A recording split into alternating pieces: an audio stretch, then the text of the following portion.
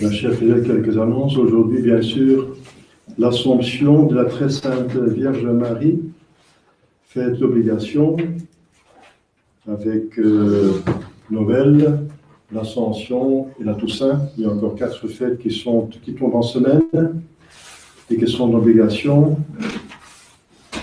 C'est-à-dire assistance de la messe dominicale et pas de travaux serviles.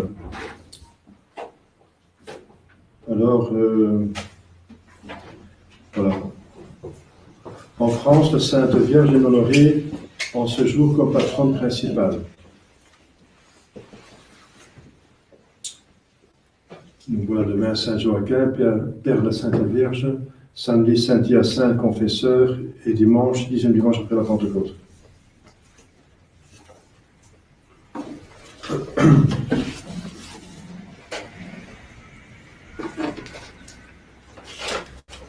Au nom du Père et du Fils et du Saint-Esprit, ainsi soit-il. Chers fidèles, pour commencer, pourquoi cette fête tombe le 15 août? Puisque l'Église a le choix. Et cette fête existe bien avant la proclamation du dogme.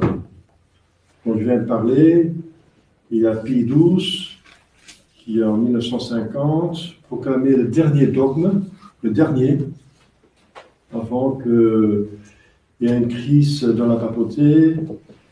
Les francs-maçons ont infiltré depuis des siècles déjà l'Église, et ils ont réussi à détériorer la papauté en mettant un pape franc-maçon et surtout hérétique. Et donc après, il y en a qui parlent de dogme de Jean-Paul II, n'est-ce pas? Il n'est pas capable de faire un dogme puisqu'il n'est pas pape. Alors, un hérétique ne peut pas être pape. Quoique parfois il disait des choses intéressantes. Donc il a dit que une fois pour toutes, il règle l'affaire qu'une femme ne peut pas être prêtre. Bon, ça c'est en accordance avec la tradition, bien sûr. Même la Sainte Vierge n'a jamais été prêtre sacramentelle. Et là, il avait raison, quoi. Mais on ne peut pas user de ce qu'on n'a pas. Un hérétique peut encore dire des bonnes choses. Souvent, l'hérésie se cache derrière beaucoup de vérités. Le mal peut se cacher derrière beaucoup de bien. Alors, c'est le dernier dogme qui a été proclamé dans l'Église catholique. Le dernier avant la crise. Jusqu'à maintenant, en 2019, on est presque, 69, je ne me trompe pas, 69 années plus tard, c'est pas rien. Ça peut être une vie humaine. Et donc pourquoi l'Église a toujours fêté, même avant la proclamation du dogme, cette fête le 15 août? Bien parce que l'août, c'est le mois de la récolte. L'Église suit le plus possible la nature, pour que la nature exprime ce qui se passe dans la surnature. Par exemple, Pâques tombe en printemps. Le printemps, c'est comme une résurrection. Si en printemps, on fête la Pâques, on peut plus facilement être dans les dispositions de Pâques, etc. Noël tombe en plein hiver, et au moment que les jours sont les plus courtes et les nuits les plus longues, et Jésus est né à minuit, où c'est vraiment les plus grands ténèbres de l'année, il faut le dire, parce que minuit, c'est le plus grand ténèbre du jour, enfin de la journée, je veux dire. Et le 25 décembre, c'est la période où les nuits sont les plus longues. Et au moment là où il y a les ténèbres sont les plus fortes, les plus épaisses, Dieu s'incarne et se fait lumière. C'est la lumière qui vient sur terre. Il est celui qui illumine tout homme qui vient sur terre. La lumière. Ça veut dire que là où la détresse, le problème, la nécessité est la plus grande, c'est là où Dieu va intervenir. C'est beau? Eh bien, le août, c'est le mois de la récolte, et c'est le 15 août, c'est au milieu de la récolte. Quelle récolte? Eh bien, la récolte de Dieu, c'est le ciel. C'est le ciel. Jésus parle des granges, c'est le ciel. Où il y a une moisson, il y a une grande moisson, priez pour qu'il y ait des travailleurs dans la vigne et pour la moisson. Alors, le champ, c'est la terre. Ceux qui travaillent, ce sont les anges et les prêtres. Et ceux qui travaillent dans l'église, c'est l'église. Et la moisson, ce sont les âmes. C'est le résultat du travail de Jésus-Christ, de l'église, qui sont prêts à être apportés au ciel. Donc c'est un symbole, c'est une manière d'exprimer. Mais donc la récolte la plus importante, c'est la Sainte Vierge. Voilà. Donc au mois d'août, au milieu, le 15 août. La fête de l'Assomption, pourquoi l'Assomption? Pourquoi pas l'Annonciation? Pourquoi pas l'Immaculée Conception? Il y a plusieurs fêtes de la Sainte Vierge. Mais parce que ceci, c'est l'accomplissement, c'est la gloire, c'est le couronnement. La Sainte Vierge est honorée par Dieu pour tous ses travaux. On va voir pourquoi elle est honorée. Il a plusieurs privilèges, beaucoup. Ça commence par l'Immaculée Conception, mais c'est toujours en vue de sa maternité divine. C'est parce que Dieu devait se faire homme qu'il fallait une mère, et la dignité de cette mère, c'est être mère de Dieu. Alors, et parce qu'elle devait être mère de Dieu, c'est la dignité la plus grande, la plus même inimaginable, cette dignité, puisque Dieu est inimaginable. La dignité d'être mère d'un enfant humain, mais dont la personne est divine, ce n'est pas une personne humaine. La personne est divine, c'est Dieu, la deuxième personne qui s'est incarnée. C'est une dignité infinie. Alors, à cause de cette dignité infinie, la Sainte Vierge, il convenait qu'elle ne soit pas soumise au diable, au péché. C'est pour ça parce que justement, elle est venue pour enfanter le Sauveur, qui nous sauve du péché et du diable. Du péché originel, tout auprès de péché. Donc elle ne va pas seulement engendrer le Sauveur, mais elle va collaborer à cette œuvre. Elle est co-rédemptrice. Jésus rédempteur, elle est co-rédemptrice, coopératrice de la rédemption.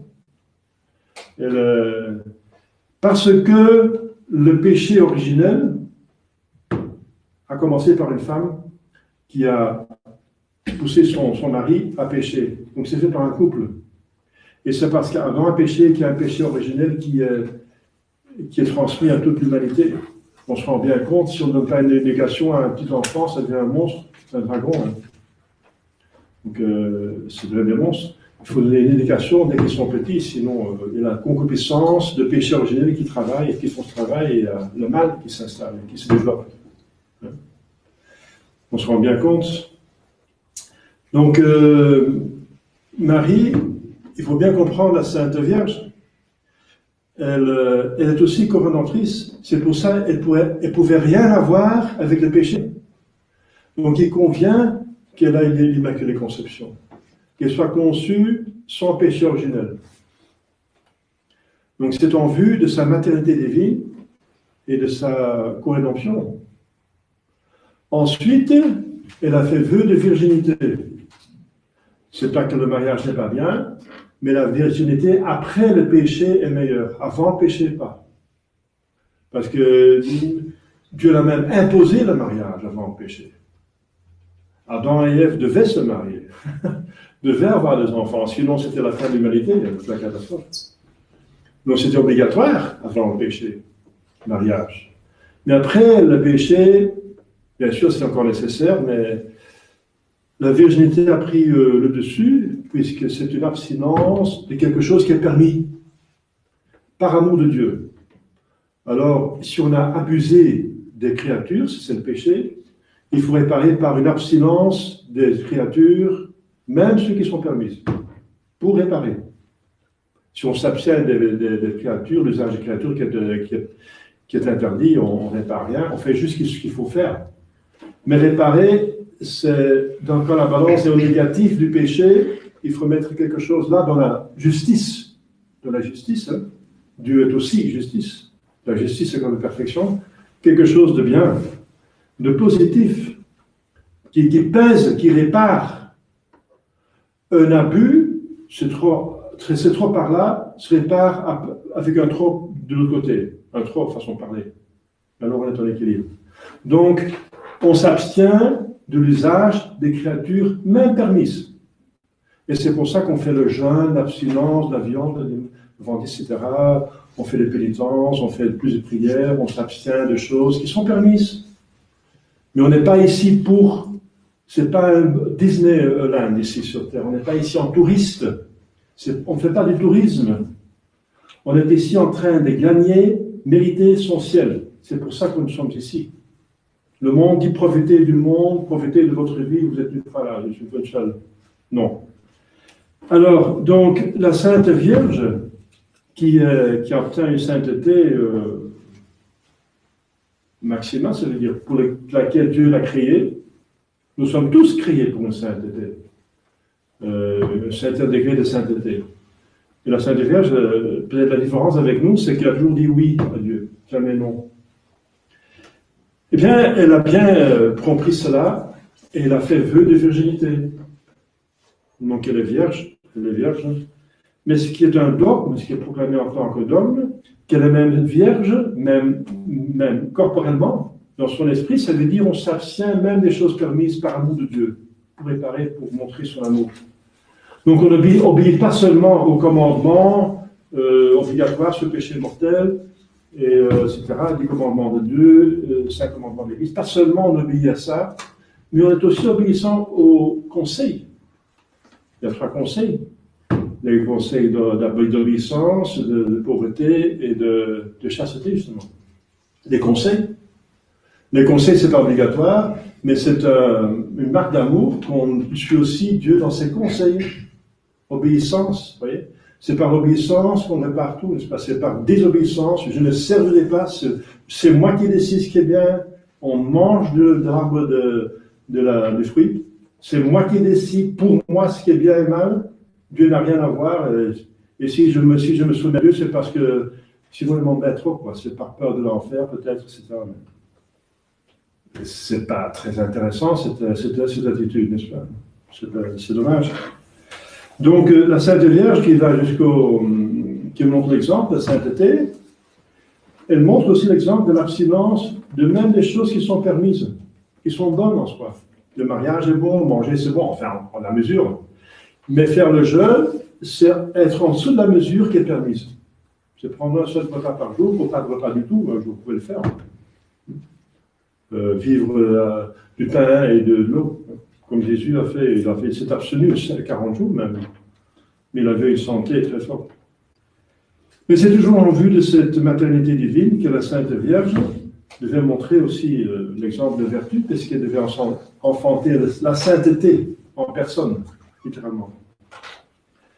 Alors, sa maternité divine. Eh bien, voilà, donc c'est ça. Elle a été choisie pour ça. Dieu l'a conçue et choisie parce que Jésus devait avoir une mère, parce qu'il devait vraiment être homme, comme tout le monde. La différence avec nous, c'est qu'il n'y a pas de père. Donc, le Saint-Esprit, par toute puissance de Dieu, il a créé ce qui manque dans la Sainte Vierge pour avoir un enfant masculin. Donc, elle n'a pas eu de commerce avec l'homme. Elle était fiancée et mariée avec Saint Joseph, hein. Mais ils ont tous les deux fait le vœu de virginité, tous les deux. Donc le mariage donne le droit, l'usage du corps de l'autre pour la procréation, mais ils se sont fait le vœu de ne pas en abuser, voilà, tous les deux. Et c'était bien réglé de cette façon, donc Saint Joseph aussi, il avait donc cet esprit de virginité. Et donc, Mais Dieu l'a choisi pour être sa mère, et c'est par création que la Sainte Vierge devient mère de Dieu. L'âme est toujours créée. À chaque conception, l'âme est créée par Dieu. Mais c'est Jésus encore, la moitié, disait, d'une matériel corporel a été créée par Dieu. Alors on peut dire que Dieu est son Père, vraiment, hein, façon de parler. En tout cas, il a une mère, donc il a la nature humaine. Il a la nature humaine comme nous. Il a une mère charnelle, une mère en chair et os. Donc, quelle dignité d'être la mère d'une personne divine. Ensuite, voilà, elle n'est pas seulement venue pour l'enfanter, mais elle était là sur la croix. Elle était rédemptrice. Donc, ce qui lui vaut la gloire d'aujourd'hui, l'Assomption, c'est pas seulement la maternité divine, mais c'est aussi qu'elle a beaucoup mérité. Elle a souffert autant que Jésus.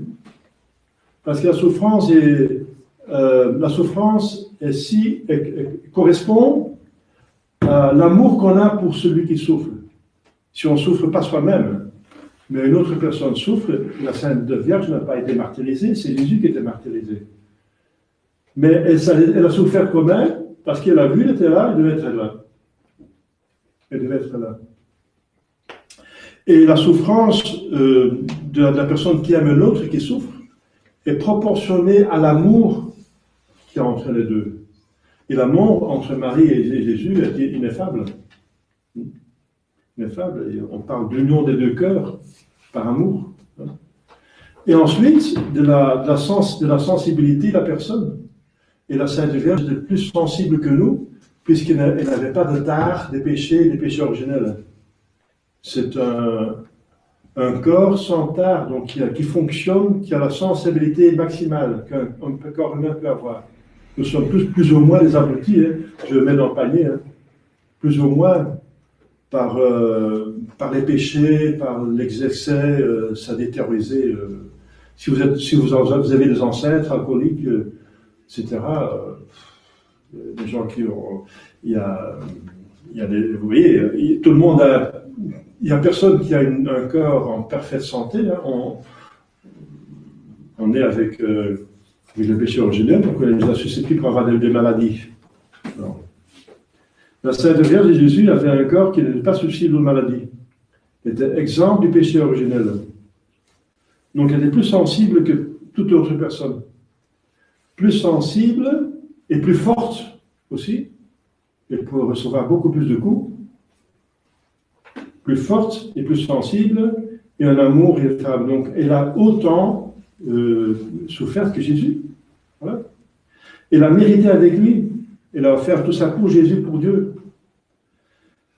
Et là, donc, on reçoit autant de récompenses qu'on a fait de bonnes œuvres. C'est une des raisons pourquoi Dieu lui donne autant de gloire aujourd'hui, de l'amener corps et âme au ciel.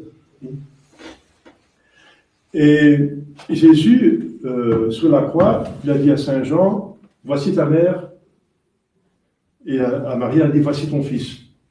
Et Saint Jean représentait toute l'Église. Donc, Marie a encore reçu la maternité spirituelle de tous les chrétiens, enfin les catholiques en tout cas, pas les hérétiques, qui sont enfants du diable. Par les péchés mortels, on devient enfant du diable. Jésus le dit, hein. Votre père c'est le diable, parce que vous ne me croyez pas, vous péchez. Alors, donc, Marie est la mère de tous ceux, voilà, tous ceux qui appartiennent au cœur mystique de Jésus-Christ, l'Église, la belle Église. Alors, parce qu'elle prend soin pour de nous. Dieu lui a donné cette tâche de prendre soin, même de distribuer. C'est un autre privilège. C'est que Jésus lui a donné l'office de nous distribuer toutes les grâces. La Sainte Vierge est distributrice de toutes les grâces. Toutes les grâces sont méritées par Jésus. Et la Sainte Vierge a mérité parce qu'elle a uni ses souffrances à Jésus et dans cette mesure. Mais la distribution est confiée à la Sainte Vierge. Voilà. Donc quand elle est allée maintenant, c'est le privilège qu'on fête aujourd'hui. La résurrection, c'est une création. La mort, c'est la séparation du corps et de l'âme. Eh bien, la résurrection, c'est l'âme qui revient de nouveau s'unir au corps par la force divine, et le corps qui est restauré pour recevoir une âme glorieuse. Et donc, il y a eu la résurrection de la Sainte Vierge, et elle est allée au ciel le 3e jour. On le sait par la tradition. Elle est allée au ciel pour intercéder pour nous. Voilà. Alors, aujourd'hui, c'est la fête de l'Ascension, mais vous comprenez pourquoi Dieu lui a donné un si grand honneur qu'il avait donné jusqu'ici à son Fils.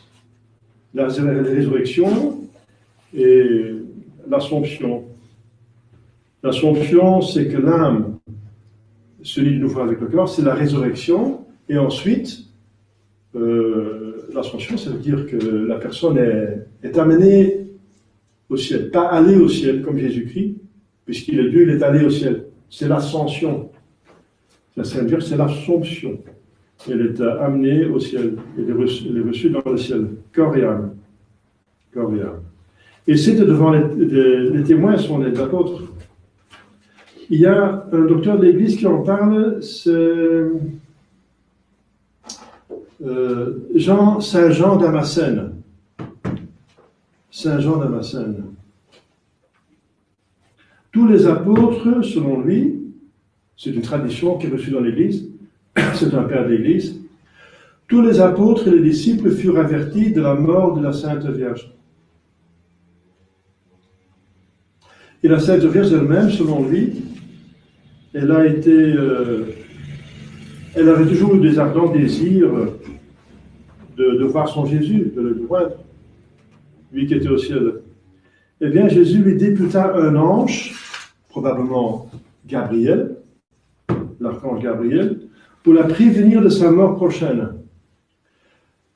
Alors, en même temps, d'après la tradition de Saint Jean Damascène, tous les apôtres et disciples furent avertis et, selon toute probabilité, transportés miraculeusement à Jérusalem, comme dans l'Ancien Testament, le prophète Habakkuk était transporté par un ange dans la fosse de Daniel pour lui apporter à manger. Donc c'est dans l'histoire de l'Ancien Testament.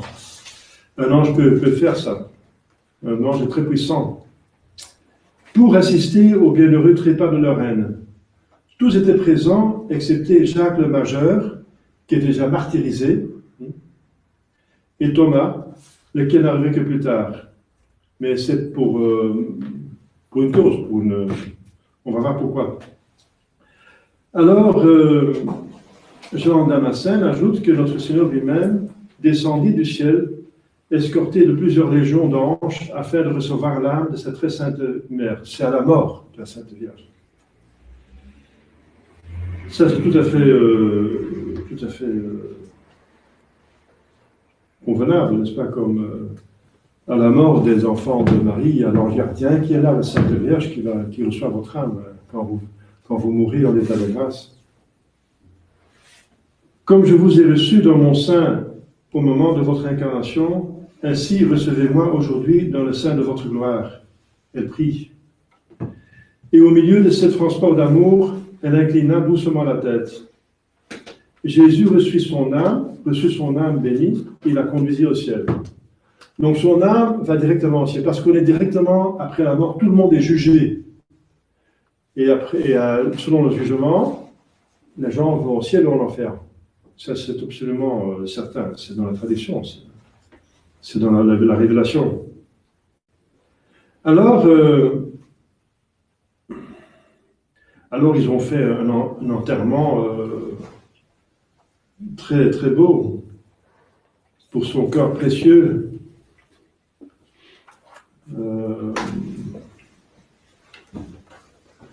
On dit que son corps répandit une odeur céleste. Comme chez les saints, on voit ça chez les saints. Le dernier qui a eu ça, c'est le Padre Pio. Il dégageait une odeur de rose. C'est l'odeur de sainteté. Ça existe, c'est un don de Dieu. Si les saints l'ont eu, la Sainte Vierge l'a eu. il y a un principe qui dit que tout ce que les saints ont eu et toutes les vertus qu'ils ont pratiquées, la Sainte Vierge l'a eu, parce que la Sainte Vierge a reçu tout ce que Dieu pouvait donner à une créature. Le maximum. Alors, il chantait bien sûr des psaumes et des cantiques, et il allait déposer cette sainte dépouille dans un sépulcre tout neuf dans la vallée de Josaphat, tout près de Jérusalem. Les apôtres ayant rendu le dernier devoir, comment est-ce qu'ils vont savoir maintenant qu'elle est allée au ciel? Parce qu'elle est dans le tombeau. Eh bien, c'est par saint Thomas. Le 3e jour, saint Thomas arrivait, désolé de n'avoir pu assister au trépas de la Sainte Mère de Dieu. Il témoigna un désir si ardent de revoir encore une fois ces traits vénérés que Pierre et Jean, les apôtres les plus importants, consentirent à ouvrir le saint tombeau. Donc c'est saint Jean Damascène qui raconte cette histoire. Mais ô merveille, comme autrefois dans celui de Jésus, le tombeau, il n'y restait plus que le linceul et les vêtements qui avaient enveloppé le corps de Marie. Celui-ci avait disparu et ne devait plus se retrouver nulle part sur la terre. La preuve, c'est qu'on n'a pas de relique du corps de la Sainte Vierge. On n'a pas de reliques du corps. On a le voile de sa Sainte Vierge, etc., plein de reliques, mais pas de rien de son corps, pas de ossements. C'est encore un signe très clair. Hein. Comme Jésus n'était resté que 3 jours dans le sépulcre, Dieu avait déterminé que le corps de sa mère, après 3 jours aussi, ressusciterait et qu'elle entrerait tout entière en possession de la bienheureuse immortalité. Les apôtres, à la vue de ce prodige, éclatèrent en louange, remerciant le Sauveur d'avoir de cette sorte glorifié sa Sainte Mère en chantant son sublime Magnificat. Alors, chers fidèles, pour finir, après avoir vu toute cette litanie de privilèges, la Sainte Vierge, l'Immaculée Conception, sa virginité même corporelle avant, pendant et après la naissance de Jésus, la virginité, Jésus est sorti de son corps comme il est entré dans ses actes. Il avait un corps glorieux dès le début, mais il cachait sa gloire qu'il montrait au Mont Tabor après. Donc après, la Sainte Vierge est devenue vraiment mère de Dieu, son titre de mère de Dieu. Ensuite, elle est couronnatrice, elle est mère spirituelle de tout homme, elle est distributrice de toutes les grâces, elle est reine dans le ciel, reine, couronnée, reine. Eh bien, elle est prise par Dieu, corps et âme. Ça veut dire que son âme est descendue sur terre et s'est unie à son corps par la puissance divine, et que Dieu donc par sa force divine, Dieu a réuni cette âme à ce corps, et ce corps, avec son âme, est allé au ciel. Voilà. Comme pour Jésus. Alors, qu'est-ce qu'elle est allée faire dans le ciel? Eh bien, elle est allée dans le ciel, bien sûr, pour recevoir les honneurs, la récompense de ses travaux, de ses mérites, mais aussi pour nous. N'oubliez pas qu'elle a été conçue par Dieu pour être la mère du Sauveur et pour être co-rédemptrice. Adam et Ève et Adam devaient être réparés, les fautes d'Adam et Ève devaient être réparées par un autre couple, Marie et Jésus et Marie. Donc elle est venue aussi sur terre, elle a été conçue par Dieu pour sauver les hommes. Et maintenant, elle va faire cet office. Elle fait cet office actuellement.